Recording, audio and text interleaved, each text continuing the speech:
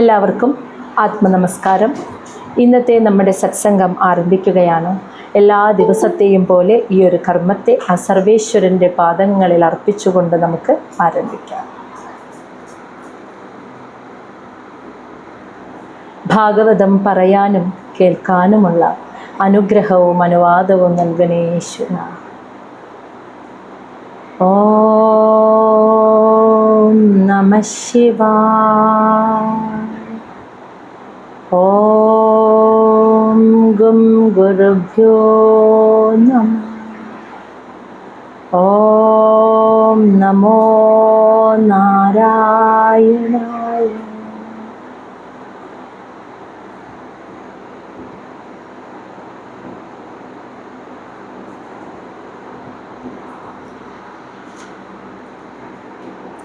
ശ്രീമദ് മഹാഭാഗവതം ചതുർത്ഥസ്കന്ധം അധ്യായം 22 ആദ്യത്തെ ഒരു ഭാഗം നമ്മുടെ കഴിഞ്ഞ ദിവസത്തെ സത്സംഗത്തിൽ കണ്ടു. ഇപ്പോൾ നമ്മളിവിടെ സനകാദി മഹർഷിമാർ പൃഥു മഹാരാജാവിനെ കാണാനായിട്ട് വരികയാണ്. അതാണ് നമ്മൾ കണ്ടത്. അപ്പോൾ സനകാദികളെ പ്രകീർത്തിച്ചുകൊണ്ട് പൃഥുവിൻ്റെ സ്തുതി വാക്കുകൾ പൃഥു രാജാവ് ആ സ്തുതി വാക്കുകൾ പറയുന്നതെല്ലാം കേട്ട് കഴിഞ്ഞിട്ട് സനകാദി മഹർഷിമാരിൽ ആ 4 പേരിൽ ഒരാൾ പൃഥു മഹാരാജാവിനോട് പറയുകയാണ്. അപ്പോൾ നമ്മൾ കണ്ടു പൃഥു ചോദിച്ച 2 ചോദ്യങ്ങളല്ലേ. ഇന്ദ്രിയങ്ങളുടെ സുഖം, നല്ലത് കാണുക, നല്ലത് കേൾക്കുക, നല്ല സമാധാനത്തിൽ ജീവിക്കുക, സുഖമായിട്ട് ജീവിക്കുക, നല്ല ഭക്ഷണം കഴിക്കുക, നല്ല ആരോഗ്യത്തോടു കൂടി ഇരിക്കുക, ഇങ്ങനെയുള്ള ഇന്ദ്രിയ സുഖങ്ങളാണ് ജീവിതത്തിൻ്റെ ആത്യന്തിക ലക്ഷ്യം എന്ന് കരുതി ജീവിക്കുന്ന എന്നെ പോലെയുള്ളവർക്ക് ജീവിതത്തിൽ മോക്ഷം സാധ്യമാണോ? അതെങ്ങനെ സാധിക്കും?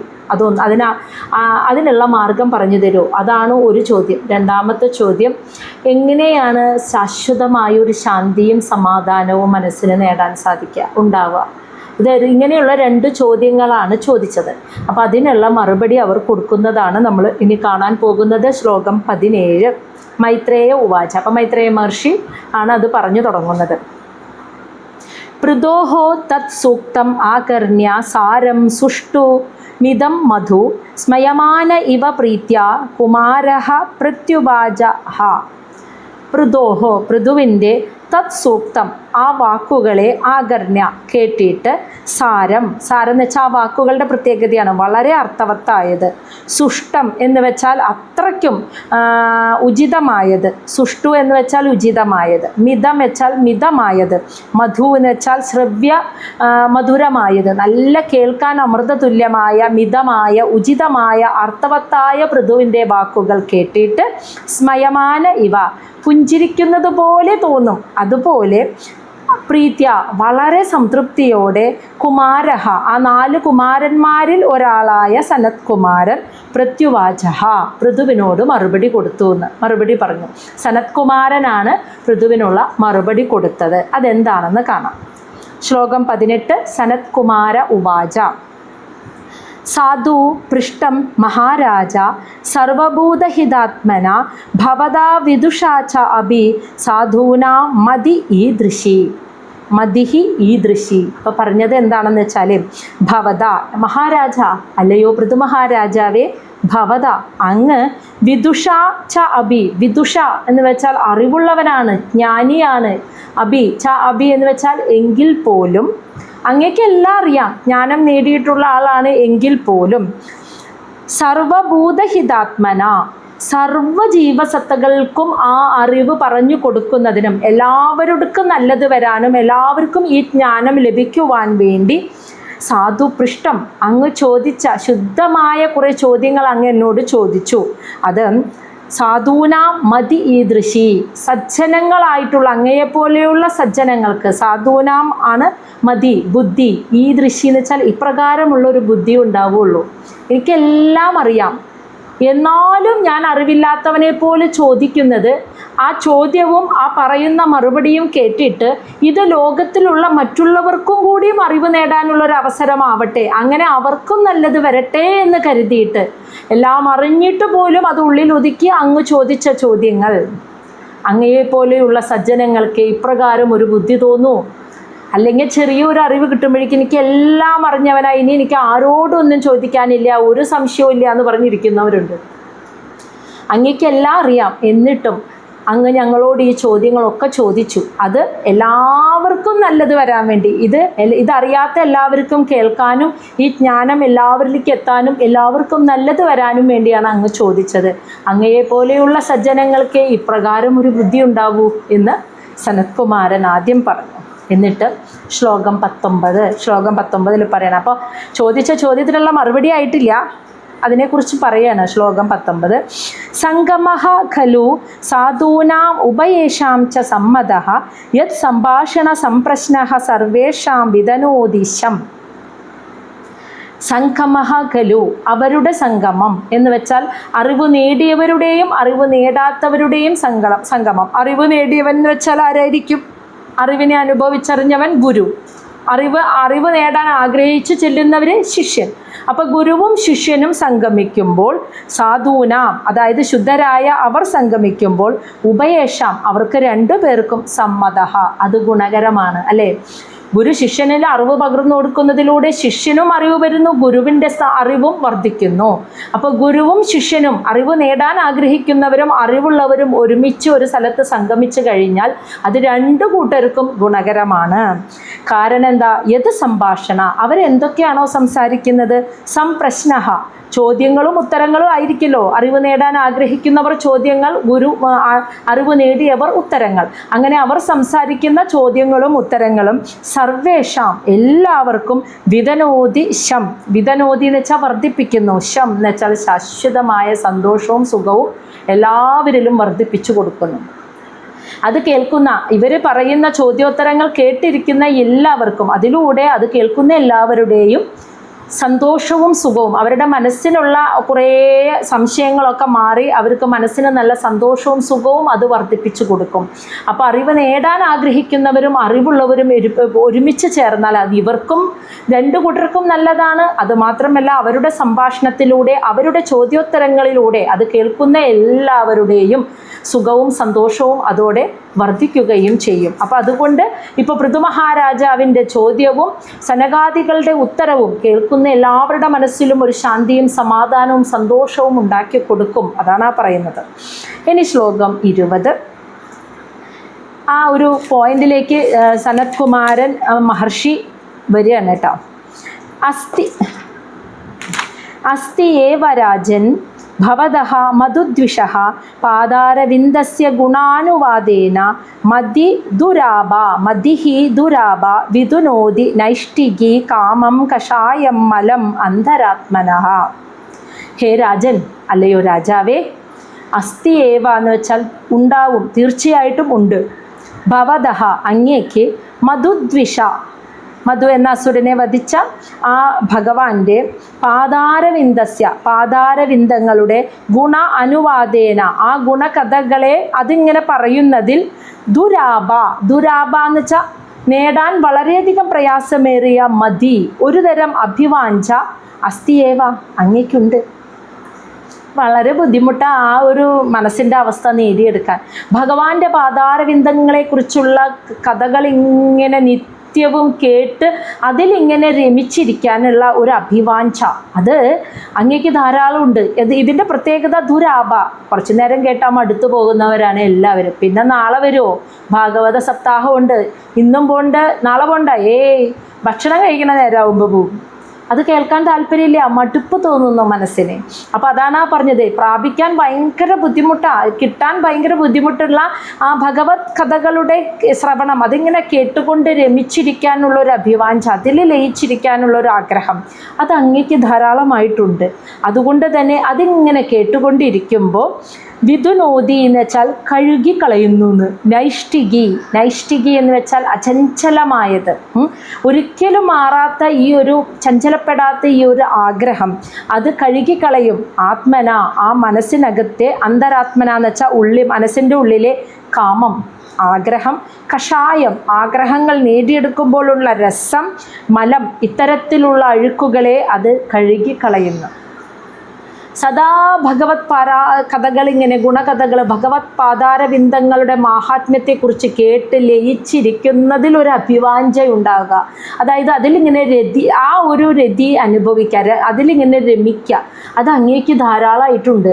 അതുകൊണ്ട് തന്നെ ആ ഒരു അചഞ്ചലമായ മനസ്സുകൊണ്ട് മനസ്സിൻ്റെ ഉള്ളിലുണ്ടാകുന്ന മറ്റു ഭൗതിക വിഷയങ്ങളോടുള്ള ആഗ്രഹം, അതൊക്കെ നേടിയെടുക്കുമ്പോഴുള്ള രസം, അതിൽ നിന്നൊക്കെ ഉണ്ടാകുന്ന അഴുക്കുകൾ, ആ മനസ്സിൻ്റെ ഉള്ളിൽ നിന്ന് വരുന്ന ഈ അഴുക്കുകളൊക്കെ അതിലൂടെ കഴുകിക്കളയപ്പെടുന്നു. കാരണം എപ്പോഴും എന്തെങ്കിലും ഒരു വിഷയത്തെക്കുറിച്ച് കേൾക്കാൻ ആഗ്രഹിക്കുന്നുണ്ടെങ്കിൽ അത് ഭഗവത് വിഷയങ്ങൾ, ഈശ്വര വിഷയങ്ങൾ, ഭഗവാന്റെ ഗുണകഥകളെ മാത്രമാണ് അങ്ങ് ആഗ്രഹിക്കുന്നത്. അത് തന്നെ അങ്ങയുടെ മനസ്സിലെ മുഴുവൻ മാലിന്യങ്ങളെ കഴുകിക്കളയും, അത് തീർച്ചയാണ്. മനസ്സിലായി? അപ്പം എങ്ങനെയാണ് അത് സാധിക്കുന്നത് എന്നല്ലേ ചോദിച്ചത്? അത് തീർച്ചയാണ്. ഇനി ശ്ലോകം 21 പറയാണ്.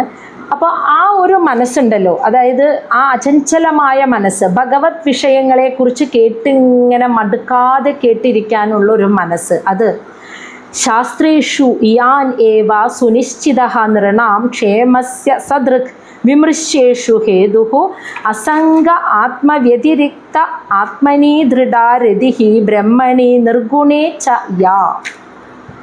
ശാസ്ത്രേഷു, ശാസ്ത്രങ്ങൾ എന്ന് വെച്ചാൽ എന്താ? നമ്മുടെ വേദങ്ങൾ, ഉപനിഷത്തുക്കൾ, ഇങ്ങനെയുള്ള ശാസ്ത്രീയ ഗ്രന്ഥങ്ങളിൽ യാൻ ഏവ എന്ന് വെച്ചാൽ ഇതു മാത്രം മതി, ഇത് മതി എന്ന് ഈ ശാസ്ത്രഗ്രന്ഥങ്ങളിൽ സുനിശ്ചിത, ദൃഢമായി പറഞ്ഞു വച്ചിരിക്കുന്നു. ഏതു മതി എന്ന്? നൃണാം, മനുഷ്യരുടെ ക്ഷേമത്തിന് സദ്ര്യക് എന്ന് വെച്ചാൽ പരിപൂർണമായി, സദ്ര്യക് എന്ന് വെച്ചാൽ പരിപൂർണമായിട്ട് മനസ്സിലാക്കുക.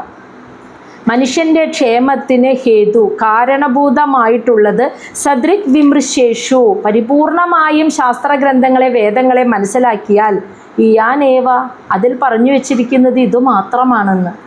മനസ്സിലായോ?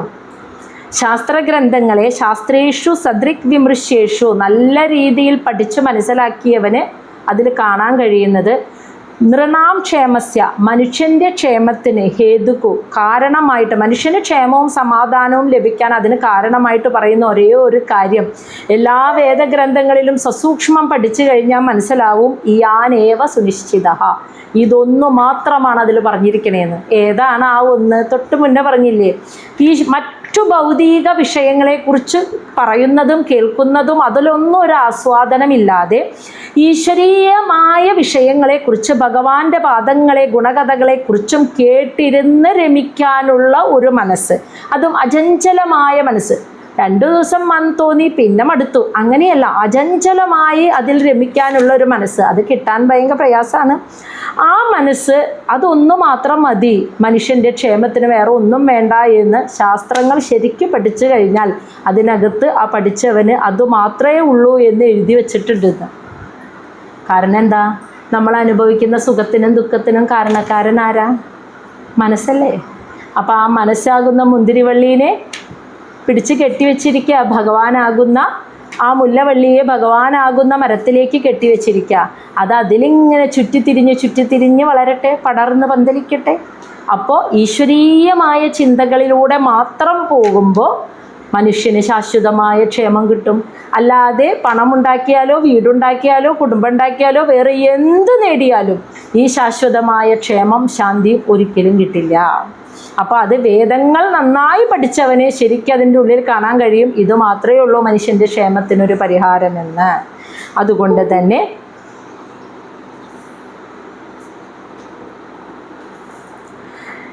ആത്മവ്യതിരിക്ത എന്ന് വെച്ചാൽ ആത്മാവിൽ നിന്നും വേറിട്ട് നിൽക്കുന്ന വസ്തുക്കൾ. അതെന്തായിരിക്കും? ഭൗതികമായ ഈ പ്രപഞ്ചത്തിൽ കാണുന്ന സർവ്വചരാചരങ്ങളും, പഞ്ചേന്ദ്രിയങ്ങൾ കൊണ്ട് അനുഭവിക്കാൻ കഴിയുന്ന ഈ പ്രപഞ്ചത്തിലുള്ളതെല്ലാം ആത്മാവിൽ നിന്ന് വേറിട്ട് നിൽക്കുന്നതാണ്. കാരണം ആത്മാവിനെ പഞ്ചേന്ദ്രിയങ്ങൾ കൊണ്ട് അനുഭവിക്കാൻ പറ്റുമോ? ഇല്ലല്ലോ. നമ്മുടെ പഞ്ചേന്ദ്രിയങ്ങൾ കൊണ്ട് നമുക്ക് ആത്മാവിനെ അനുഭവിക്കാൻ പറ്റില്ല. അപ്പോൾ ആത്മാവിൽ നിന്നും വേറിട്ട് നിൽക്കുന്ന ഈ ഭൗതിക പ്രപഞ്ചത്തിലെ സകലതിനോടും അപ്പോൾ അസംഗഃ, സംഘമുണ്ടാവില്ല എന്ന്. അസംഗം എന്ന് വെച്ചാൽ മമതയില്ല, അറ്റാച്ച്മെൻറ്റ് തോന്നില്ല, സ്നേഹമില്ല എന്നല്ല, അറ്റാച്ച്മെൻറ്റ്, മമത, എൻ്റെ സ്വന്തം എന്ന തോന്നൽ അതോടുകൂടി പോകുന്നു. അത് ഒന്നിനോട് മാത്രമേ തോന്നുള്ളൂ. ആത്മാവാണ് ഞാൻ എന്ന് മനസ്സിലാക്കി കഴിഞ്ഞാൽ ആത്മാവല്ലാത്ത, ആത്മാവിൽ നിന്നും വേറിട്ട് നിൽക്കുന്ന ഒന്നിനോട് അറ്റാച്ച്മെൻ്റ് ഉണ്ടാവില്ല. അതാണ് അസംഗഃ. പിന്നെ എന്തിനോടാണ് അറ്റാച്ച്മെൻ്റ് ഉണ്ടാവുക? ബ്രഹ്മണി നിർഗുണേ, ആ നിർഗുണ പരബ്രഹ്മമാകുന്ന ആത്മനി, ആത്മാവിൽ ദൃഢരതി, ദൃഢമായി ഉറച്ച ഒരു രതി, ഒരു ആകർഷണം, ഛ യാ, ഏതാണോ അത് മാത്രമേ പിന്നെ അവനിൽ ഉണ്ടാവൂ. നിർഗുണ പരമാത്മാവായിരിക്കുന്ന ആ ആത്മാവിൽ, ഗുണങ്ങളൊന്നും കലരാത്ത ആ ആത്മാവിൽ അടിയുറച്ച ഒരു ആകർഷണം അല്ലെങ്കിൽ ഒരു രതി, അതെന്താണോ അത് മാത്രമേ പിന്നെ അവൻ്റെ ഉള്ളിലുള്ളൂ. ആത്മാവിൽ നിന്നും വേറിട്ട് നിൽക്കുന്ന ഭൗതികമായ ഒന്നിനോടും പിന്നെ അറ്റാച്ച്മെൻ്റ് ഇല്ല എന്ന് വെച്ചാൽ ഈ ലോകത്ത് സ്നേഹമില്ല എന്ന് ഒരിക്കലും തെറ്റിദ്ധരിക്കരുത്. സ്നേഹം വേറെയാണ്, എൻ്റെ സ്വന്തം എന്നുള്ള ചിന്ത വേറെയാണ് കേട്ടോ. അത് രണ്ടും രണ്ടാണ്. അപ്പോൾ ആ സ്നേഹമില്ല എന്നല്ല അതിൻ്റെ അർത്ഥം. അറ്റാച്ച്മെൻ്റ് ഇല്ല എന്ന് വെച്ചാൽ ഇതെൻ്റെ സ്വന്തം. അപ്പം സ്നേഹം തന്നെ പലവിധമായി അല്ലേ. എൻ്റെ സ്വന്തമല്ലാത്തതിനോട് വേറെ സ്നേഹം, സ്വന്തമാകുന്നതിനോട് വേറെ സ്നേഹം അല്ലേ. അപ്പം സ്നേഹം പോലും വേർതിരിക്കപ്പെട്ടത് എൻ്റെ എന്നൊരു ചിന്ത വന്നപ്പോഴാണ്. ആ അറ്റാച്ച്മെൻറ്റ് ഇല്ല എന്ന്. സ്നേഹം എല്ലാവരോടും ഉണ്ട് ഒരുപോലെ. മനസ്സിലായ? അപ്പോൾ അങ്ങനത്തെ ഒരു അവസ്ഥ ആത്മാവല്ലാത്ത ഭൗതികമായ എല്ലാത്തിനോടും, അത് മനുഷ്യരാണെങ്കിലും ബന്ധങ്ങളാണെങ്കിലും മറ്റെല്ലാത്തിനോടും അറ്റാച്ച്മെൻ്റ് ഇല്ലാതെ ഒരു അസംഗമായ ഭാവം, അതായത് ഒരു വിരക്തി എന്ന് പറയാം അല്ലേ, ആ അവസ്ഥ വരികയാണ്. എന്നാൽ എല്ലാവരോടും സ്നേഹമുണ്ട്. ആ ഒരു അവസ്ഥ വന്നപ്പോൾ പിന്നെ എന്തിനോടാണ് അടുപ്പം തോന്നുന്നത്? ആ നിർഗുണ പരമാത്മാവായിരിക്കുന്ന ആത്മാവിൽ ദൃഢമായ ഒരു രതി എന്ന് വെച്ചാൽ ആകർഷണം, അതിനോട് മാത്രമായിരിക്കും ഒരു ആകർഷണം പിന്നെ ഉണ്ടാവുക എന്നാണ് പറഞ്ഞത്. അപ്പോൾ സദാ നമ്മൾ എന്തിനെക്കുറിച്ചാണോ കേട്ടുകൊണ്ടിരിക്കുന്നത് നമ്മളതായി മാറും എന്ന് പറഞ്ഞിട്ടില്ലേ. നമ്മൾ 24 ഗുരുക്കന്മാരുടെ കഥ പറഞ്ഞപ്പോഴൊക്കെ പറഞ്ഞു, നമ്മൾ നിത്യവും എന്തിനെക്കുറിച്ചാണോ കേൾക്കുന്നത് നമ്മളതായി മാറും. നമ്മൾ മോശം കാര്യങ്ങളാണെങ്കിൽ നമ്മളതായി മാറും, നമ്മൾ നല്ല കാര്യങ്ങളാണ് കേൾക്കുന്നതാണെങ്കിൽ അതായി മാറുന്നു. അപ്പോൾ സദാ ഭഗവത് കഥാശ്രവണം കേട്ടുകൊണ്ടിരിക്കുമ്പോൾ ഭഗവാനല്ലാതെ മറ്റൊന്നിനോടും പിന്നെ അറ്റാച്ച്മെൻ്റ് ഇല്ല, മമതയില്ലാത്ത ഒരവസ്ഥ വരുന്നു. ഇനി ഈ ഒരു വിരക്തി, അതുപോലെ തന്നെ ഭഗവാനിൽ ഇങ്ങനെ ഉറച്ചൊരു മനസ്സ്, ഇതൊക്കെ എങ്ങനെയാണ് ഉണ്ടാവുക? അതൊക്കെ ഉണ്ടാവണം. ഇപ്പം ഇങ്ങനെ ഒരു വിരക്തി, ആത്മാവല്ലാത്ത മറ്റൊരു വിഷയത്തിനോടും അറ്റാച്ച്മെൻ്റ് ഇല്ല എന്ന് പറഞ്ഞില്ലേ, ബാക്കിയിൽ നിന്നൊക്കെ വിരക്തി വരിക, അസംഗഭാവം, വിരക്തി വരിക. ഇതൊക്കെ എങ്ങനെയാണ്? ഈ വിരക്തിയൊക്കെ വരുന്നത് എങ്ങനെയെന്നാണ്, ഭഗവാനിൽ ഉറച്ച മനസ്സ് വരുന്നത് എങ്ങനെ? അതിനെക്കുറിച്ചാണ് ഈ 22ാമത്തെ ശ്ലോകത്തിൽ പറയുന്നത്. സാ ശ്രദ്ധയാ ഭഗവത് ധർമ്മചര്യയാ ജിജ്ഞാസയാ ആധ്യാത്മിക യോഗനിഷ്ഠയാ യോഗേശ്വര ഉപാസനയാ ച നിത്യം പുണ്യശ്രവ കഥയാ പുണ്യയാ ച. സാ ഇപ്പോൾ പറഞ്ഞ ഈ ഒരു അവസ്ഥ, തൊട്ട് മുന്നത്തെ ശ്ലോകത്തിൽ പറഞ്ഞ ആ ആത്മാവല്ലാത്ത വിഷയങ്ങളോടൊക്കെ ഒരു വിരക്തി വന്ന് ആത്മാവിൽ മാത്രം രമിക്കാനുള്ളൊരു മനസ്സ്, ഇതെങ്ങനെ വരുന്നു? സ എന്ന് വെച്ചാൽ അത്, ശ്രദ്ധയാ, അതിന് വേണ്ട ക്വാളിറ്റീസ് എന്തൊക്കെയാ? ആദ്യം തന്നെ ശ്രദ്ധയാ എന്ന് വെച്ചാൽ ശ്രദ്ധിക്കുക എന്നല്ല അർത്ഥം, ദൃഢമായ വിശ്വാസം, ഇതാണ് ശരി എന്നുള്ള അടിയുറച്ച വിശ്വാസം. 2 ഭഗവത് ധർമ്മചര്യ, ഭഗവാന്റെ ധർമ്മത്തെ അനുചരിച്ച് അതിനെ പിന്തുടരുക. ഭഗവത് ധർമ്മം എന്താണോ അതനുസരിച്ച് ജീവിക്കുക. 2 ജിജ്ഞാസയ, ആ ജ്ഞാനത്തെ, അറിവ് നേടാനായിട്ട് ഇങ്ങനെ ആഗ്രഹിച്ചിരിക്കുക, ജിജ്ഞാസു ആയിരിക്കുക. 3 ആധ്യാത്മിക യോഗനിഷ്ഠയ, ആധ്യാത്മികമായ സാധനകൾ അനുഷ്ഠിക്കുക. അതായത് ധാരണ, ധ്യാനം എന്ന അവസ്ഥയൊക്കെയില്ലേ, സമാധിയൊന്നുമല്ല, ഏറ്റവും ആദ്യത്തെ നമ്മൾ അഷ്ടാംഗ യോഗത്തിൽ പറഞ്ഞ പോലെ യമ, നിയമ, ആസന, പ്രാണായാമം, പ്രത്യാഹാരം, ധാരണ, ധ്യാനം എന്നിങ്ങനെയുള്ള ആധ്യാത്മിക സാധനകൾ പരിശീലിക്കുക. യോഗേശ്വര ഉപാസനയ, യോഗീശ്വരന്മാരായ ആത്മാവിനെ അനുഭവിച്ചറിഞ്ഞ ഗുരുക്കന്മാരോട് ചേർന്നിരിക്കുക. ഉപാസനയ എന്ന് വെച്ചാൽ അവരോടൊപ്പം ഉപവസിക്കുക, അടുത്ത് വസിക്കുക. ഉപവസിക്കുക എന്ന് വെച്ചാൽ അവരുടെ അടുത്ത് വസിക്കുക, കൂടെ പോയി താമസിക്കുക എന്നല്ല അതിൻ്റെ അർത്ഥം. പരമാവധി അവരുമായിട്ടുള്ളൊരു കണക്ഷൻ, ബന്ധം നിർത്തുക, അവരോട് നിലനിർത്തുക, അവരെ സേവിക്കാൻ കിട്ടുന്ന അവസരം സേവിക്കുക, അവരോടൊപ്പം അടുത്ത് നിൽക്കുക എന്നർത്ഥം. അതുപോലെ നിത്യം എന്നും പുണ്യശ്രവ കഥയാ പുണ്യയാച്ച, പുണ്യകീർത്തികൾ ഉള്ളത് ആർക്കാണോ ആ ഭഗവാന്റെ പുണ്യശ്രവ കഥയാ, ആ പുണ്യം നിറഞ്ഞ കഥകളെ നിത്യവും ശ്രവിക്കുക. ഇതൊക്കെയാണ് മനസ്സ് ഭഗവാനിൽ രമിച്ചു കൊണ്ടിരിക്കാനും ഭഗവാനല്ലാത്ത മറ്റു വിഷയങ്ങളിൽ നിന്നും അസംഗഭാവം വരാനുമുള്ള പരിശീലിക്കേണ്ട മാർഗങ്ങൾ എന്ന്. ആദ്യം വേണ്ടത് ഈ പോകുന്ന വഴിയാണ് ശരിയെന്ന് മനസ്സിലാക്കിയിട്ടുള്ള ദൃഢവിശ്വാസം. 2 ഭഗവാന്റെ ധർമ്മം എന്തോ, പൃഥു മഹാരാജാവ് പറഞ്ഞില്ലേ, ജനങ്ങൾക്ക് നൽകിയ ശാസനയില്ലേ, അതാണ് ഭഗവത് ധർമ്മം. ആ ധർമ്മത്തെ അനുസരിച്ച് ജീവിക്കുക. 3 അറിവ് നേടാൻ എപ്പോഴൊരു ജിജ്ഞാസ ഉണ്ടാകുക. ഉണ്ടായിരിക്കുക. പൃഥുവിനെ പോലെ, പൃഥു മഹാരാജാവ് പറഞ്ഞത് കണ്ടോ, ഇനിയും ഇനിയും അറിയാൻ ആഗ്രഹം. അതുപോലെ ആധ്യാത്മിക സാധനകൾ അനുഷ്ഠിക്കുക, യോഗികളെ, ആത്മാവിനെ അനുഭവിച്ചറിഞ്ഞ യോഗികളോടൊപ്പം അടുത്ത് വസിക്കുക. അതുപോലെ എന്നും ആ പുണ്യകീർത്തികളുള്ള ഭഗവാന്റെ കഥകൾ ശ്രവിക്കുക. ഇതെല്ലാമാണ് അതിനുള്ള പരിശീലനം. വസു മുകളിലേക്ക് പോകണം. അപ്പം അതൊക്കെ ഇത്രയുള്ള മാർഗങ്ങളെ പരിശീലിക്കുക എന്നതാണ് ഇവിടെ ആ ഒരു മനസ്സ് തൊട്ട് മുന്നേ പൃഥുവിനോട് പറഞ്ഞതുപോലെ അതിലിങ്ങനെ രമിച്ചിരിക്കാൻ ചെയ്യേണ്ട പരിശീലന മാർഗങ്ങൾ. ഇനി ശ്ലോകം 23. അങ്ങനെ പരിശീലിക്കുമ്പോൾ അതോടൊപ്പം ചെയ്യേണ്ട മറ്റൊരു കാര്യമാണ് കേട്ടോ പറയുന്നത്. ശ്ലോകം 23 അർത്ഥ ഇന്ദ്രിയ ആരാമ സങ്കോഷ്ടി അതൃഷ്ണയ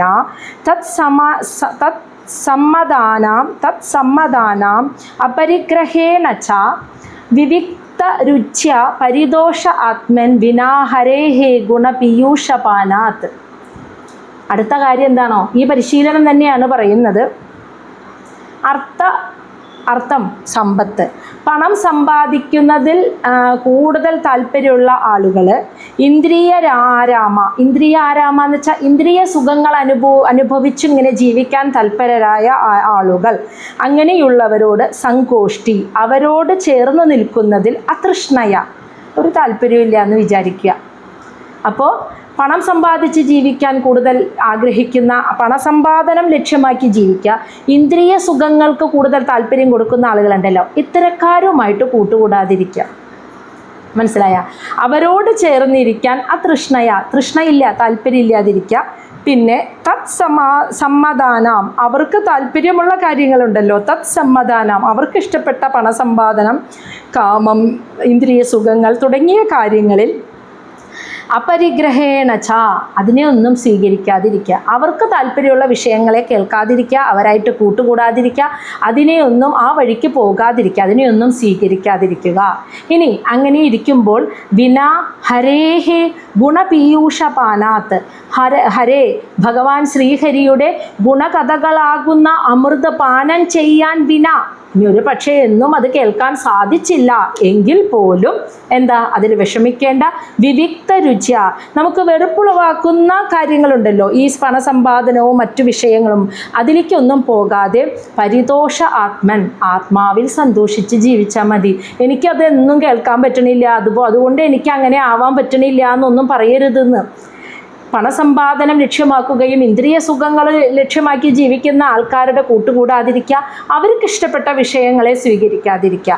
അങ്ങനെ താല്പര്യമില്ലാത്ത വിഷയങ്ങളുണ്ടല്ലോ, അതൊക്കെ മാറ്റിവെച്ച് ജീവിക്കുമ്പോൾ ഒരു പക്ഷേ നിത്യവും ഭഗവത് കഥാശ്രവണം സാധ്യമല്ല എന്ന് വരാം. ജോലിയൊക്കെ ചെയ്ത് ജീവിക്കുമ്പോൾ അതിനുള്ള സാഹചര്യം കിട്ടിയില്ലെങ്കിൽ പോലും ആത്മാവിൽ സന്തോഷിച്ച് ജീവിച്ചാൽ മതി. അതാണ് പരിതോഷ ആത്മൻ, ആത്മാവാണ് ഞാൻ എന്ന് തിരിച്ചറിഞ്ഞ് ആ ആത്മാവിൽ ഇങ്ങനെ രമിച്ച് ജീവിക്കാൻ പരമാവധി ശ്രമിക്കുക.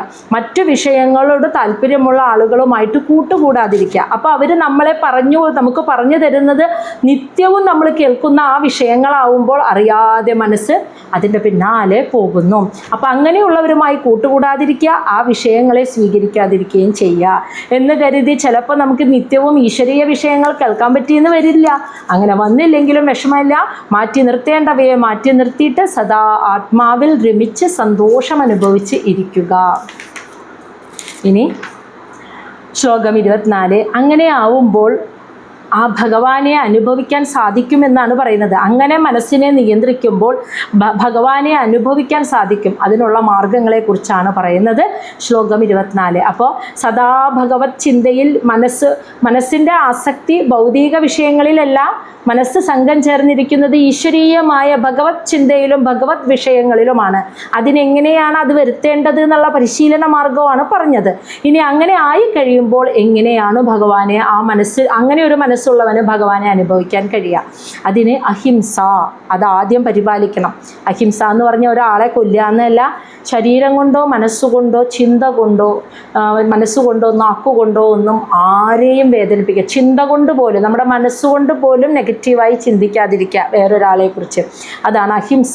പിന്നെ ഹംസ്യ ആചര്യയ, പരമഹംസന്മാരായ യോഗീശ്വരന്മാരുടെ ജീവിതമാർഗത്തെ പിന്തുടരുക. സ്മൃത്യാ മുകുന്ദ, നിത്യവും ഭഗവാനെ സ്മരിക്കുക. ഓരോ കർമ്മത്തിലും ഭഗവത് സങ്കല്പം വയ്ക്കുക. ഭഗവാനാണ് ഈ കർമ്മത്തിൻ്റെ ശക്തിയായിരിക്കുന്നത് എന്ന സങ്കല്പം വയ്ക്കുക. എന്നിട്ട് മുകുന്ദ ആചരിത, അത് ആചരിക്കുക. അഗ്രസീതുന അല്ലെ, അഗ്രസീതുന എന്ന് വെച്ചാൽ ഭഗവത് കഥകളാകുന്ന അമൃതത്തിനെ പരമാവധി സാഹചര്യം കിട്ടുമ്പോഴൊക്കെ ഇങ്ങനെ കേട്ടുകൊണ്ടിരിക്കുക.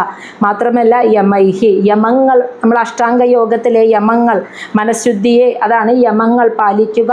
അകാമൈഹി, ഭൗതികമായി ഒന്നും കിട്ടണം എന്ന് ആഗ്രഹിക്കാതിരിക്കുക.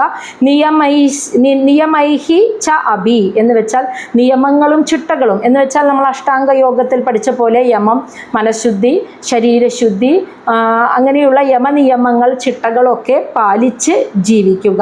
പിന്നെ അനിന്നയ, ആരെയും നിന്ദിക്കാതിരിക്കുക. നിരീഹയ, വളരെ ലളിതമായി ജീവിക്കുക. ദ്വന്ദ്വ തിദീക്ഷയ, ജീവിതമാണ്, അപ്പോൾ ദ്വന്ദ്വമുണ്ടാവും എന്ന് വെച്ചാൽ സുഖവും ദുഃഖവും ഉണ്ടാവും, ചൂടും തണുപ്പും, ലാഭവും നഷ്ടവും, വിജയവും പരാജയവും ഒക്കെ ഉണ്ടാവും. അതിൽ തിദീക്ഷാഭാവത്തിലിരിക്കുക, സമനിലയിലിരിക്കുക. ഇങ്ങനെ ഒരു അവസ്ഥയിലേക്ക് പരിശീലിപ്പിച്ച് മനസ്സിനെ കൊണ്ടുവരുമ്പോൾ എന്താ സംഭവിക്കുക? അങ്ങനെ ഭഗവാനെ അനുഭവിക്കാൻ സാധിക്കും എന്നാണ് പറയുന്നത്. അപ്പോൾ അഹിംസ പരിപാലിക്കുക, പരമഹംസന്മാരുടെ ജീവിതമാർഗത്തെ പിന്തുടരുക, നിത്യവും ഭഗവത് സ്മരണയിൽ, ഓരോ കർമ്മത്തിലും ഭഗവത് സ്മരണയിൽ ജീവിക്കുക, ഭഗവാനെക്കുറിച്ചുള്ള കാര്യങ്ങൾ ഇങ്ങനെ കേൾക്കാനുള്ള അവസരങ്ങൾ പാഴാക്കാതിരിക്കുക, യമനിയമങ്ങൾ പാലിക്കുക, ഭൗതികമായ കുറേ എന്തെങ്കിലുമൊക്കെ നേടണമെന്ന് ആഗ്രഹിക്കാതിരിക്കുക, ആരെയും നിന്ദിക്കാതിരിക്കുക, ലളിതമായി ജീവിക്കുക, ജീവിതമാകുന്ന ദ്വൈതത്തിലെ സുഖദുഃഖങ്ങളെ സമചിത്തതയോടെ കൈകാര്യം ചെയ്യുക, സമനിലയിൽ ബാലൻസ് ചെയ്ത് കൊണ്ടുപോയി ജീവിക്കാനുള്ള, മനസ്സിനെ നിയന്ത്രിക്കാനുള്ള ശക്തി നേടുക, അത് പരിശീലിക്കുക. ഇങ്ങനെയൊക്കെയുള്ള മാർഗത്തിലൂടെയാണ് ആ ഭഗവാനെ അനുഭവിക്കാൻ സാധിക്കുന്നത് എന്നാണ് പറഞ്ഞു കൊടുക്കുന്നത്. ശ്ലോകം 25. ഹരേഹേ മുഹു തത്പര കർണപൂര ഗുണ അഭിധാനേന വിജൃംഭമാണയ ഭക്ത്യാ ഹി അസംഗ സത് അസ്തി അനാത്മനി സ്യ നിർഗുണേ ബ്രഹ്മണി ച അഞ്ജസാരതി. അപ്പോൾ എളുപ്പത്തിൽ നേരത്തെ പറഞ്ഞ പോലെ മനസ്സ് ഭഗവാനിൽ രമിച്ചിരിക്കുക. മറ്റു ഭൗതിക വിഷയങ്ങളല്ലേ, ആത്മാവല്ലാത്ത മറ്റിൽ നിന്നൊക്കെ അസംഗഭാവം, ആത്മാവിൽ സംഘഭാവം, അതായത് രമിച്ചിരിക്കുന്ന ഒരു അവസ്ഥ വരണമെങ്കിൽ ഹരേഹേ മുഹു എന്ന് വെച്ചാൽ വീണ്ടും വീണ്ടും ഭഗവാന്റെ തത്പര, അതായത് ഭഗവാനിൽ ലയിച്ചിരിക്കുന്ന ഗുരുക്കന്മാർ, യോഗീശ്വരന്മാരുടെ കർണപൂര ഗുണ അഭിധാനേന, കർണത്തിന് അലങ്കാരമായിട്ടുള്ള ആ ഭഗവാന്റെ കഥകളെക്കുറിച്ച് അവർ പറയുന്നത് ഇങ്ങനെ കേട്ടിരുന്നാൽ വിജൃംഭമാണയ ഭക്ത്യ, നിരന്തരം മനസ്സിൽ ഭക്തി വർദ്ധിച്ചു വരികയും അപ്പോൾ എന്താ സംഭവിക്കുക? അനാത്മനി, ആത്മാവല്ലാത്ത, സത് അസത്ത്, അതായത് ഭൗതികമായ എല്ലാത്തിനോടും അസംഗഹ, ഒരു അസംഗം, ഒരു മമതയില്ലാതെ, ഒരു അറ്റാച്ച്മെൻ്റ് ഇല്ലാതെ വരികയും നിർഗുണേ ബ്രഹ്മണി, ആ നിർഗുണ പരമാത്മാവിൽ സ്യ എന്ന് വെച്ചാൽ സാധിക്കും. അഞ്ജസാരതി, വളരെ എളുപ്പത്തിൽ അതിൽ ഒരു രതി, ഒരു ആകർഷണം മനസ്സിന് തീർച്ചയായും സാധിക്കുമെന്ന്. അപ്പോൾ ഭാഗവത കഥാമൃതം ഇങ്ങനെ നിത്യവും പാനം ചെയ്യുന്നത് കൊണ്ട് തന്നെ, നിത്യവും വീണ്ടും വീണ്ടും കേൾക്കുമ്പോൾ, ആ കഥകൾ ഇങ്ങനെ കേട്ടുകൊണ്ടിരിക്കുമ്പോൾ മനസ്സിൽ പതുക്കെ ഭക്തി വർദ്ധിക്കുകയും ആത്മാവല്ലാത്ത വിഷയങ്ങളിലുള്ള ഭൗതിക വിഷയങ്ങളിൽ ഒരു അറ്റാച്ച്മെൻ്റ് ഇല്ലാതെ വരികയും, അതായത് ഒരു മമതയില്ലാതെ വരികയും, നിർഗുണ പരമാത്മാവിൽ വളരെ എളുപ്പത്തിൽ ഒരു ആകർഷണം, ആ പരമാത്മാവിലേക്ക് ഒരു ആകർഷണം മനസ്സിൽ സംഭവിക്കുകയും ചെയ്യും. ശ്ലോകം 26. യഥാരതി ബ്രഹ്മണി നൈഷ്ഠികീ പുമാൻ ന ആചര്യവാൻ ജ്ഞാനവിരാഗരംഹസ ദഹതി അവീര്യം ഹൃദയം ജീവകോശം പഞ്ചാത്മകം യോനീം ഇവ ഉത്തിതഃ അഗ്നിഃ. യഥാ എപ്പോഴാണോ ബ്രഹ്മണി ആ പരമാത്മാവിൽ നൈഷ്ഠികീ രതി ഉറച്ച ദൃഢമായ ഒരു രതി, ഒരു ആകർഷണ ഭാവം ഉണ്ടാകുന്നത് പുമാൻ ഒരു മനുഷ്യന്. അപ്പോൾ എന്താ സംഭവിക്കുക? അങ്ങനെ ആ പരമാത്മാവിൽ ഉറച്ച ഒരു ആകർഷണം, ഭഗവാനിൽ ഇങ്ങനെ ഭഗവാനെക്കുറിച്ച് മാത്രമുള്ള ഒരു സങ്കല്പം മനസ്സിൽ എപ്പോഴാണോ ഉണ്ടാകുന്നത്, ആ ആകർഷണം എപ്പോഴാണോ ഉണ്ടാകുന്നത്, അപ്പോൾ ആചര്യവാൻ ഒരു ഗുരു അവനെ തേടിയെത്തും. അങ്ങടെ അന്വേഷിച്ചു പോണ്ട, ഗുരുവിനെ നേടാനുള്ള യോഗ്യത അവൻ നേടി. ആ സമയം പ്രകൃതി തന്നെ ഒരു ഗുരുവിനെ അവൻ്റെ അടുത്തേക്ക് പറഞ്ഞയക്കുന്നു. അതിന് മനസ്സിലെ കൽമഷങ്ങളൊക്കെ നീങ്ങണം. അങ്ങനെ നീങ്ങി മനസ്സ് ആ പരമാത്മാവിൽ മാത്രം കേന്ദ്രീകൃതമാകുമ്പോൾ ആ സമയം ഒരു ഗുരു അവനെ തേടി വരികയും ജ്ഞാനവിരാഗരംഹസ, അവൻ്റെ ഉള്ളിലെ ജ്ഞാനവും, വിരാഗം എന്ന് വെച്ചാൽ വിരക്തിയും വൈരാഗ്യവും, രംഹസ ശക്തിപ്പെടുകയും ചെയ്യും. ഗുരുവിൻ്റെ ഉപദേശങ്ങൾ സ്വീകരിച്ച് പതുക്കെ പതുക്കെ അവൻ്റെ ഉള്ളിലെ ജ്ഞാനവും വൈരാഗ്യവും ശക്തിപ്പെടുന്നു. അപ്പോൾ എന്താ സംഭവിക്കാന്നാ? യോനീം ഇവ ഉത്തിതഹ അഗ്നി, അഗ്നി കത്തിക്കുമ്പോൾ അത് ഉത്തിതഹ എന്ന് വെച്ചാൽ അതിൻ്റെ ഉദ്ഭവസ്ഥാനമായ യോനി എന്ന് വെച്ചാൽ വിറക്, വിറകിലൂടെയാണല്ലോ അഗ്നി കത്തുക. ആ ഉദ്ഭവസ്ഥാനമായ വിറകിനെ പോലും ഭസ്മമാക്കി കളയും അഗ്നി. അഗ്നിയുടെ ഉദ്ഭവസ്ഥാനമായ വിറകിനെ പോലും ഭസ്മമാക്കി കളയുന്നത് പോലെ പഞ്ചാത്മകം, 5 ഘടകങ്ങൾ കൊണ്ട് നിർമ്മിതമായ ഈ ഒരു ശരീരം, മനസ്സ്, ഇതൊക്കെയുണ്ടല്ലോ, ഹൃദയം, ആ ഹൃദയത്തിൻ്റെ ഉള്ളിൽ ജീവകോശം, ജീവനെ മറഞ്ഞിരിക്കുന്ന മറ്റെല്ലാ മനസ്സ്, ബുദ്ധി, ചിത്തം, അഹങ്കാരം, ഇതെല്ലാം അവീര്യം എന്ന് വെച്ചാൽ ശക്തിയില്ലാത്ത അവയെല്ലാം ദഹിച്ചു പോകുന്നു. എന്തടക്കം? ഈ 5 ഘടകങ്ങളടക്കം. 5 ഘടകങ്ങൾ എന്ന് പറഞ്ഞാൽ എന്താ? ഭൂമി, പഞ്ചഭൂതങ്ങളാകുന്ന 5 ഘടകങ്ങളിൽ നിന്നുണ്ടായ ശരീരം, മനസ്സ്, ബുദ്ധി, ഇതൊക്കെയാണല്ലോ ജീവനെ, ആത്മാവിനെ മറച്ചു പിടിക്കുന്നത്. ഇത് ഞാനാണ് എന്ന്, ഇതൊക്കെയാണ് ഞാൻ എന്ന് തോന്നിപ്പിക്കുന്നത് അപ്പോഴാണല്ലോ. ഈ ഘടകങ്ങളിൽ നിന്നുണ്ടായ ഈ ശരീരം, മനസ്സ്, ബുദ്ധി, അഹങ്കാരം, ഇതൊക്കെ യഥാർത്ഥത്തിൽ ശക്തിയില്ലാത്തതാ. ഇത് ശക്തിയില്ലാത്ത ഇതെല്ലാം അതോടുകൂടി ദഹിച്ചു പോകുന്നു. അതിൻ്റെ ഉദ്ഭവസ്ഥാനമായ പഞ്ചഭൂതങ്ങൾ വരെ ദഹിച്ചു പോകുന്നു. അതാണ് അഗ്നി എന്തിൽ നിന്നാണോ ഉണ്ടായത് ആ ഉദ്ഭവസ്ഥാനമാകുന്ന വിറകിനെ പോലും ദഹിപ്പിച്ച് കളയുന്നത് പോലെ മനസ്സ് ആ ഭഗവാനിൽ ഇങ്ങനെ ഉറച്ച് ഏകാഗ്രപ്പെട്ട് കഴിഞ്ഞാൽ ആ ഒരു ഭഗവാനെ മാത്രം, ആ പരമാത്മാവിൽ രതി, ആകർഷണം മനസ്സിന് തോന്നുന്ന നിമിഷം ഒരു ഗുരുവ് തേടി വരികയും ഗുരുവിൽ നിന്നും ജ്ഞാനവും വൈരാഗ്യവും മനസ്സിലാക്കി അതും ശക്തിപ്പെട്ടു കഴിഞ്ഞാൽ എന്തിൽ നിന്നാണോ ഈ അറിവൊക്കെ ഇതൊക്കെ ഉണ്ടായത്, പഞ്ചഭൂത നിർമ്മിതമായ ശരീരം, മനസ്സ്, ബുദ്ധി, ചിത്തം, അഹങ്കാരം, ഇതൊക്കെ ആ ഉണ്ടാവാൻ കാരണമായ പഞ്ചഭൂതങ്ങളടക്കം ദഹിച്ചു പോകുന്നു. അഗ്നി അതിൻ്റെ ഉദ്ഭവസ്ഥാനമായ വിറകിനെ പോലും ദഹിപ്പിച്ചു കളയുന്നത് പോലെ ആ ജ്ഞാനം നേടിക്കഴിഞ്ഞാൽ അത് ഉണ്ടാവാൻ കാരണമായ പഞ്ചഭൂത നിർമ്മിതമായ എല്ലാ ഘടകങ്ങളും അതോടുകൂടി ദഹിച്ചു പോകുന്നു. കാരണം എന്താണ് ലക്ഷ്യം? ഈ ഒരു ശരീരം മായയെ എടുത്തത്, ആ പരമാത്മാവ് മായയിൽ ഒരു ശരീരത്തെ സ്വീകരിച്ചത് എന്തിനു വേണ്ടിയായിരുന്നു? ഈ ഒരു ജ്ഞാനം നേടാൻ വേണ്ടിയിട്ടാണ്. ആ ജ്ഞാനം നേടിക്കഴിഞ്ഞാൽ പിന്നെ ഇതിൻ്റെ ആവശ്യമില്ല. അതാണ് പിന്നെ ഇതൊക്കെ ദഹിച്ചു പോകുന്നു എന്ന് പറയുന്നത്. എന്തിൽ നിന്നാണോ വന്നത് അതിലേക്ക് തന്നെ തിരിച്ചെത്തിക്കഴിഞ്ഞു. ശ്ലോകം 27. ദഗ്ധ ആശയഃ മുക്ത സമസ്ത തദ്ഗുണഃ ന ഏവ ആത്മനഃ ബഹിഃ അന്തഃ വിചഷ്ടേ പരാത്മനോ യത് വ്യവധാനം പുരസ്താദ് സ്വപ്നേ യഥാ പുരുഷഃ തദ്വിനാശേ. ദഗ്ധ ആശയ, അങ്ങനെ എല്ലാ ആഗ്രഹങ്ങളും ഭൗതികമായ വിഷയങ്ങളും ദഹിച്ചു പോയി കഴിയുമ്പോൾ മുക്ത സമസ്ത തദ്ഗുണഃ, എല്ലാ മനസ്സിൻ്റെ എല്ലാ കർമ്മങ്ങളും അതോടുകൂടിയ എല്ലാ ചിന്തകളും വിചാരങ്ങളും എല്ലാ അഴുക്കുകളും അതിൽ നിന്നൊക്കെ മുക്തമാകുന്നു. എന്നിട്ട് അങ്ങനെ സംഭവിക്കുമ്പോൾ ആത്മനഃ, അതായത് അവനവൻ, ഞാൻ, എന്നിൽ ബഹി, എനിക്ക് പുറത്തും, അന്തഃ, എനിക്ക് അകത്തും, ന ഏവ വിചഷ്ടേ, അങ്ങനെ ഒരു വ്യത്യാസം പിന്നെ ഇല്ലാന്ന്. ഞാൻ വേറെ, എനിക്ക് പുറത്തുള്ളത് വേറെ, എനിക്ക് ഉള്ളിലുള്ളത്, എൻ്റെ ഉള്ളിലുള്ളത് എന്നൊക്കെയുള്ള വ്യത്യാസങ്ങൾ പിന്നെ ഇല്ല. പരാ ആത്മനഃ, ആത്മാവും ആത്മാവിൽ നിന്നും വേറിട്ട് നിൽക്കുന്ന ഭൗതിക വിഷയങ്ങളും പുരസ്താത്, മുൻപ് യത് വ്യവധാനം, അതിലൊക്കെ എന്ത് വ്യത്യാസമാണോ മുൻപ് കണ്ടിരുന്നത് അതൊക്കെ ഇപ്പോൾ സ്വപ്നേ യഥാ, സ്വപ്നം പോലെയായി നിന്ന്.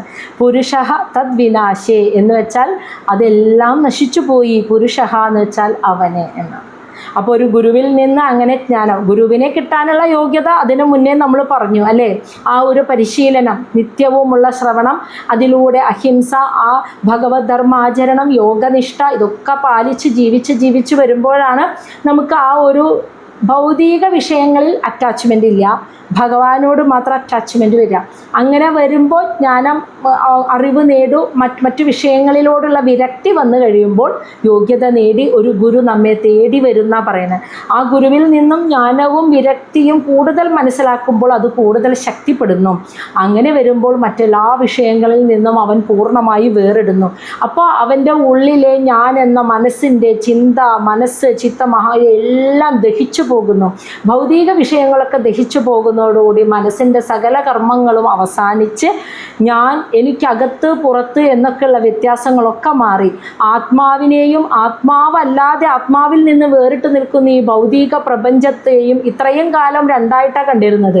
അതാണ് യത് വ്യവധാനം, വ്യത്യസ്തപ്പെട്ട് കണ്ടിരുന്നതൊക്കെ സ്വപ്നം പോലെ, അതൊക്കെ ഒരു സ്വപ്നമായി, അത് യഥാർത്ഥമല്ല എന്ന് അവൻ എല്ലാ ദ്വൈതഭാവവും അവൻ്റെ ഉള്ളിൽ നശിച്ചു പോകുന്നു.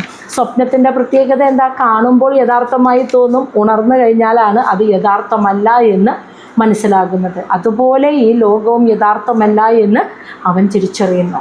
ശ്ലോകം 28. അങ്ങനെ ആത്മാനാം ഇന്ദ്രിയ അർത്ഥം ച പരം യത് ഉഭയോഹോ അഭി സതി ആശയ ഉപാധൗ വൈ പുമാൻ പശ്യതി ന അന്യത. ഈ അവസ്ഥയെ മരണശേഷമോ അല്ലെങ്കിൽ സമാധി അവസ്ഥയിലോ, അതായത് മരണശേഷം നേടേണ്ട ഒരു അവസ്ഥയല്ല ഇത് എന്ന്, ഈ അവസ്ഥയെ ഇപ്പോൾ പറഞ്ഞില്ലേ, മനസ്സ് നമ്മളിൽ നിന്നും ശരീരത്തിൽ നിന്നും വേറിട്ട് പോയതിന് ശേഷം നേടേണ്ട ഒരു അവസ്ഥയല്ല ഇതെന്ന്. അതാണ് ഇവിടെ പറയുന്നത്. സതി ആശയ ഉപാധൗ, ആശയം എന്ന് പറഞ്ഞാൽ മനസ്സ്, ഉപാധൗ ഒരു മാർഗമായിട്ട്, ഒരു ഉപാധിയായിട്ട് സതി നമ്മളിൽ നിലനിൽക്കുമ്പോൾ എന്ന് വെച്ചാൽ മനസ്സ് നമ്മുടെ ഉള്ളിലുണ്ട്. അതായത് നമ്മളിപ്പോൾ സാധാരണ ഒരു മനുഷ്യനായി ജീവിക്കുന്നു, ശരീരവും മനസ്സും ബുദ്ധിയും ഒക്കെ ഉള്ളപ്പോൾ തന്നെ ഇന്ദ്രിയാർത്ഥം അങ്ങനെയുള്ളപ്പോൾ സാധാരണ ഇങ്ങനെ ജീവിക്കുക. മനസ്സുകൊണ്ട് നമ്മളറിയില്ലേ, മനസ്സ് കടിഞ്ഞാൻ, കുതിര, 5 കുതിരകൾ ഇന്ദ്രിയങ്ങൾ കാണിച്ചു തരുന്നതിൻ്റെ പിന്നാലെയല്ലേ മനസ്സ് പോവുക.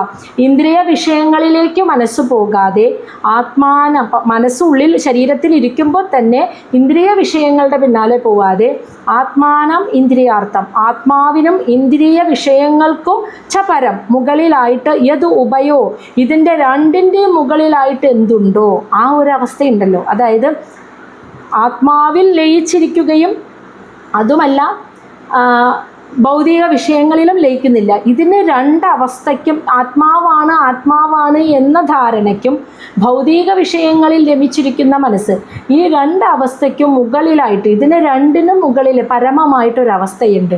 ആ അവസ്ഥയെ പുമാൻ, ആ മനുഷ്യൻ പശ്യതി ന അന്യത, അതല്ലാതെ വേറൊന്നും കാണുന്നില്ല.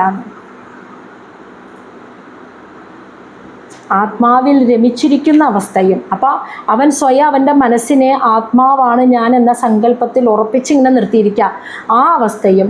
ഇനി അതല്ല, നേരെ ഓപ്പോസിറ്റ് ഭൗതിക വിഷയങ്ങളിൽ രമിച്ചിരിക്കുന്ന അവസ്ഥയും. മനസ്സിന് ഈ 2 അവസ്ഥയല്ലേ ഉണ്ടാവുക, ഇത് രണ്ടും അല്ലാന്ന്, ഇത് രണ്ടിനും പരമമായൊരവസ്ഥയുണ്ട്. അതായത് ഏറ്റവും ശാന്തത, ശൂന്യത. ഏറ്റവും പെട്ടെന്ന് മനസ്സിലാക്കാനുള്ളൊരു ഉദാഹരണം എന്താണെന്നാ, നമ്മൾ ജാഗ്രതാവസ്ഥയിലിരിക്കുമ്പോൾ നമ്മുടെ ശരീരവും മനസ്സും ബുദ്ധിയും ഉണർന്നിരിക്കുന്നു. നമ്മൾ ഈ പ്രപഞ്ചത്തെ കാണുന്നു, ഈ ലോകത്ത് ജീവിക്കുന്നു, സമൂഹത്തിൽ ജീവിക്കുന്നു, എല്ലാ കാര്യങ്ങളും ചെയ്യുന്നു. മനസ്സും ശരീരവും ബുദ്ധിയും ഒക്കെ ഉണർന്നിരിക്കുന്നു, ജാഗ്രത. ഉറക്കത്തിലോ സ്വപ്നം. ഉറങ്ങുമ്പോൾ നമ്മൾ സ്വപ്നം കാണുന്ന അവസ്ഥയാണെങ്കിലോ ശരീരാനങ്ങുണ്ടോ? ഇല്ല. പക്ഷേ ഒരാളനങ്ങുണ്ട്. ശരീരത്തിൽ ജീവനുണ്ടോ? ജീവനും ഉണ്ട്. പക്ഷെ ഒരാൾ മാത്രം ശരീരം അനങ്ങണില്ല, പക്ഷെ ഒരാൾ ഉണർന്നിരിക്കുന്നുണ്ട്, മനസ്സാണ് സ്വപ്നം കാണുന്നത്. ശരീരം അനങ്ങുന്നില്ല, ജീവനും ഉണ്ട്, ജാഗ്രതയിൽ അതേപോലെ.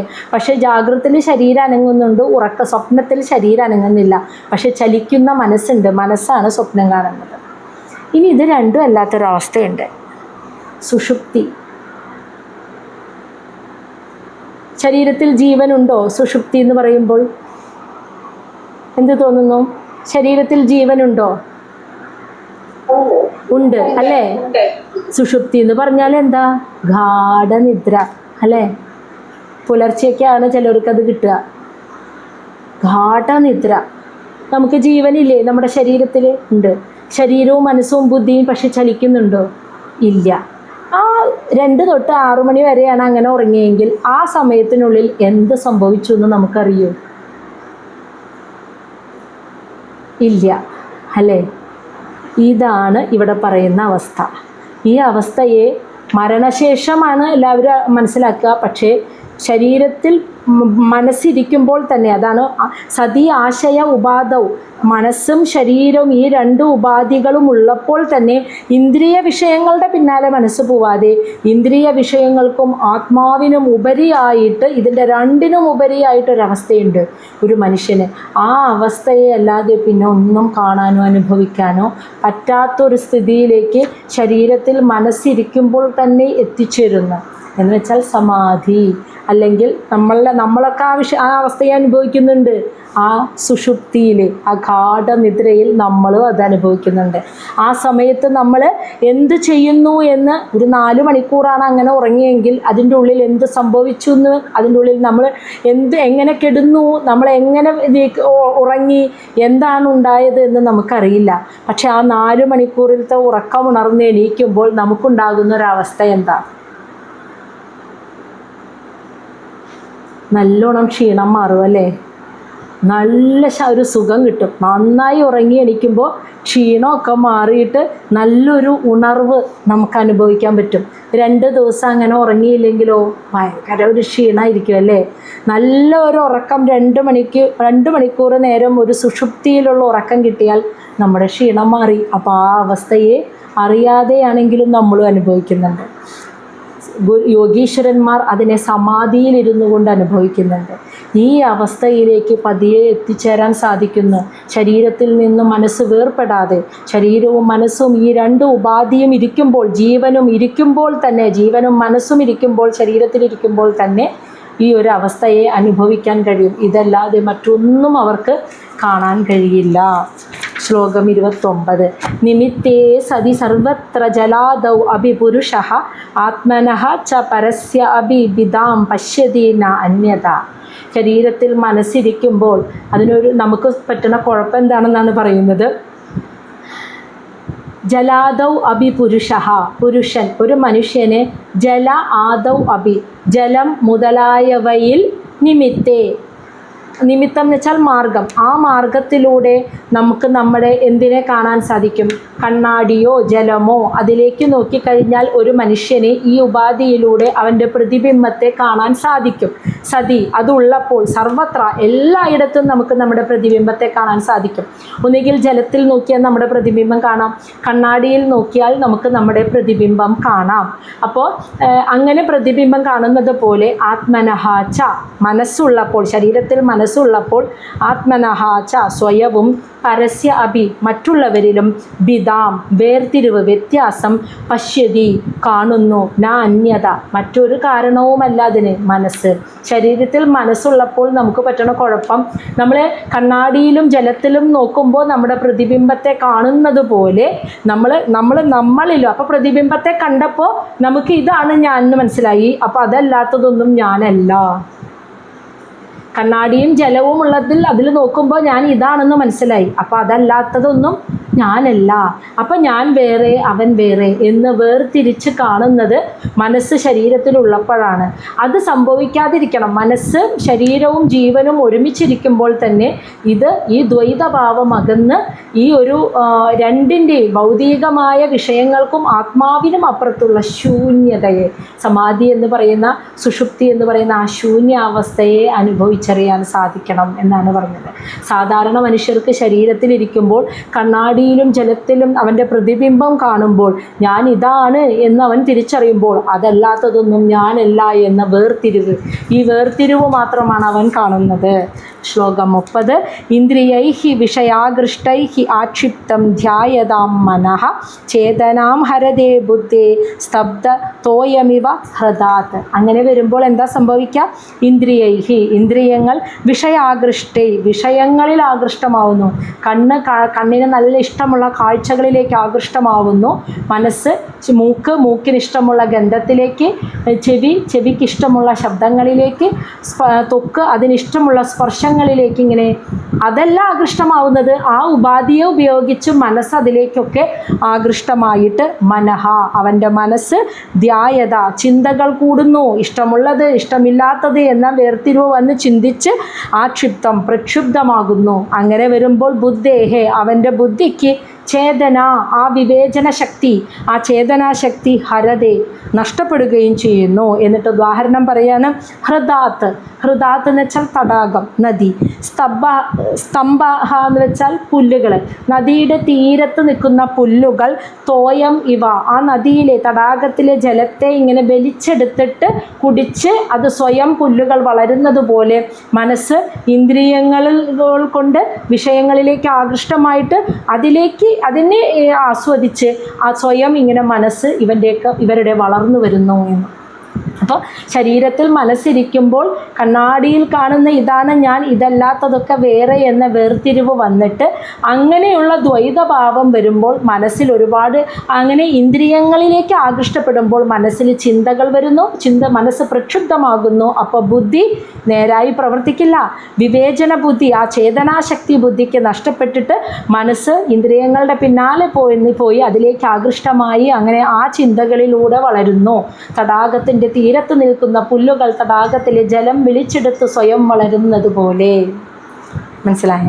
അതാണ് ഇവിടെ പറഞ്ഞു വരുന്നത്. അപ്പോൾ ഇന്നത്തെ നമ്മുടെ ശ്ലോകങ്ങൾ ഇവിടെ അവസാനിച്ചു. അപ്പോൾ ഇവിടെ പറഞ്ഞു വരുന്നത്, പൃഥുമഹാരാജാവ് ചോദിച്ച ചോദ്യം, മുക്തി ഞങ്ങളെപ്പോലെയുള്ളവർക്ക് മുക്തിക്കുള്ള മാർഗവും 2 ശാശ്വതമായ ശാന്തിയും വേണമെന്നാണ്.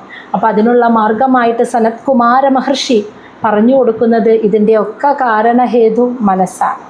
അങ്ങയുടെ പ്രത്യേകത, അങ്ങ് ഭാഗ്യവാനാണ്. മറ്റാർക്കും കിട്ടാത്ത ഈശ്വരീയ കഥകളിൽ രമിച്ചു കഴിയാനുള്ള ഒരു അഭിവാഞ്ച അങ്ങേക്കുണ്ട്. അത് കിട്ടിയത് ഭാഗ്യമാണ്, അത് ദുർലഭമാണ് അങ്ങനെ കിട്ടുക എന്ന് പറഞ്ഞാൽ. അപ്പോൾ ആ ഒരു അഭിവാഞ്ച മൂലം സദാ മറ്റു ഭൗതിക വിഷയങ്ങളോട് ഒരു അസംഗം, ഒരു മമതയില്ലാതെ ഭഗവാനിലേക്ക് മാത്രം ഒരു അറ്റാച്ച്മെൻറ്റ് വരികയാണ്. ആ അറ്റാച്ച്മെൻറ്റ് വരാൻ കുറേ പരിശീലനങ്ങളും പറഞ്ഞു അല്ലേ. ആ രീതിയിൽ ഭഗവത് ധർമാചരണവും യോഗനിഷ്ഠയും ഇതൊക്കെ ആചരിച്ച് ഇങ്ങനെ പോരുമ്പോൾ മറ്റു വിഷയങ്ങളിൽ നിന്നും ഒരു ഡിറ്റാച്ച്ഡായിട്ട് ഭഗവാനിലേക്ക് മാത്രം ഒരു ആകർഷണീയത വന്ന് മനസ്സ് അതിൽ നിൽക്കുമ്പോൾ കറക്റ്റ് ആ യോഗ്യതയിലേക്ക് മനസ്സെത്തുമ്പോൾ ഗുരു വരികയും ആ ഗുരു നമുക്ക് ജ്ഞാനവും വിരക്തിയെക്കുറിച്ച് പറഞ്ഞു തരുമ്പോൾ അത് ശക്തിപ്പെടുകയും ചെയ്യുന്നു. അപ്പോൾ എന്തിൽ നിന്നാണോ ഇതൊക്കെ ഉണ്ടായത് ആ ഉദ്ഭവസ്ഥാനം വരെ നശിച്ചു പോകും. അതായത് പഞ്ചഭൂതങ്ങൾ, മനസ്സ്, ചിത്ത, അഹങ്കാരം. മനസ്സില്ലാന്ന്, പിന്നെ ചിന്തകളില്ലെങ്കിൽ മനസ്സില്ല, ആ എല്ലാം ഇല്ലാതാകുന്ന ഒരവസ്ഥയിലേക്ക് എത്തിച്ചേരും. അപ്പം മനസ്സിനെയാണ് നിയന്ത്രിക്കേണ്ടത്. അതിന് അഹിംസ, പിന്നെ എന്തൊക്കെയാണ് പറഞ്ഞ്, ജീവിതമാകുന്ന ദ്വൈതത്തിൽ രണ്ടും ഉണ്ടാവും. അതിനെ തിദീക്ഷാഭാവത്തിൽ കണ്ടുകൊണ്ട് ലളിതമായ ജീവിതം നയിച്ച് സഹിഷ്ണുതയോടുകൂടി ജീവിച്ച് അങ്ങനെ ജീവിച്ച് മനസ്സിനെ പരിശീലിക്കണം. ഒരു ജന്മം കൊണ്ട് സാധ്യമാവുന്ന കാര്യമല്ലായിരിക്കാം, പക്ഷേ തുടങ്ങിക്കഴിഞ്ഞാൽ ഇതിനൊരു ഒരിക്കലും പിന്നെ പിന്നോട്ടൊരു തിരിച്ചുപോക്കില്ല എന്നാണ് പറയുന്നത്. അത് പിന്നീട് അതിൻ്റെ ബാക്കി പിന്നത്തേക്ക്, അതിൻ്റെ ബാക്കി പിന്നത്തേക്ക്, അങ്ങനെ പ്രകൃതി ആ ഒഴുക്കിനെ, പുഴ കടലിലേക്ക് ലയിക്കുന്നത് ആ പുഴയ്ക്ക് അറിഞ്ഞിട്ടല്ലല്ലോ, അത് ആ പ്രകൃതിയാണ് അതിനെ കൊണ്ടുപോകുന്നത്. അതുപോലെ ഏതൊരുവനും അതിലേക്ക് തന്നെ ഒഴുകുന്നു. നമ്മളിവിടെ ചെയ്യേണ്ടത് ഒരു 25% എഫേർട്ടാണ്. എന്താ? ജീവിതനിഷ്ഠ. സനത്കുമാര മഹർഷി പറഞ്ഞു തന്ന ആ നിഷ്ഠകളെ പാലിച്ച് ജീവിക്കാം. ഒരുപാട് പ്രശ്നങ്ങളുണ്ടാവും, ആ പ്രശ്നങ്ങളെ സമചിത്തതയോടെ നേരിടുക. കാരണം ഈശ്വരനാണ് എൻ്റെ ഒരേ ഒരു സുഹൃത്ത്. സുഹൃത്തുണ്ടെങ്കിൽ കണ്ണാടി എന്തിനാ അല്ലേ? മറ്റൊരു കണ്ണാടിയുടെ ആവശ്യമില്ല ഒരു യഥാർത്ഥ സുഹൃത്തുണ്ടെങ്കിൽ. അപ്പോൾ ഭഗവാൻ എന്ന സുഹൃത്തുണ്ടെങ്കിൽ ഞാൻ പോകുന്ന വഴി തെറ്റാണെങ്കിൽ എന്നെ കറക്റ്റാക്കുന്ന ഭഗവാൻ എൻ്റെ കൂടെയുണ്ട് എന്ന ദൃഢമായ വിശ്വാസം. അപ്പോൾ നമ്മളിലേക്ക് വരുന്ന പ്രകൃതിദത്തമായി നമ്മളിലേക്ക് ഒഴുകിയെത്തുന്ന സുഖദുഃഖങ്ങളെ നമുക്ക് സമചിത്തതയോടെ തരണം ചെയ്ത് കടക്കാൻ സാധിക്കും. കാരണം നമ്മൾ വിചാരിക്കേണ്ടത് സുഖത്തിലും ദുഃഖത്തിലും ഈശ്വരനെ കാണാൻ. ഈ ദുഃഖം ഭഗവാൻ അറിയാതെ എന്നിലേക്ക് ഒഴുകില്ലല്ലോ.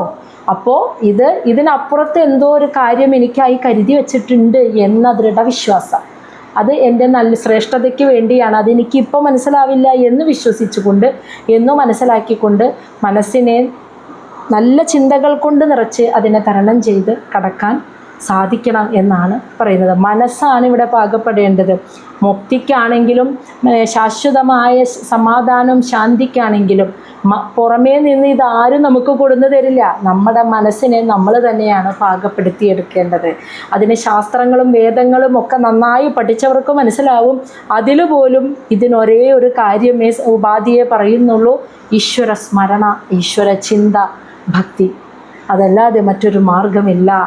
മനസ്സിനെ പിടിച്ചു നിർത്താൻ, മനസ്സാകുന്ന മുല്ലവള്ളിയെ പിടിച്ചു നിർത്താൻ ഭഗവാനിലേക്ക് ചേർത്ത് വയ്ക്കുകയല്ലാതെ മറ്റൊരു മാർഗവുമില്ല.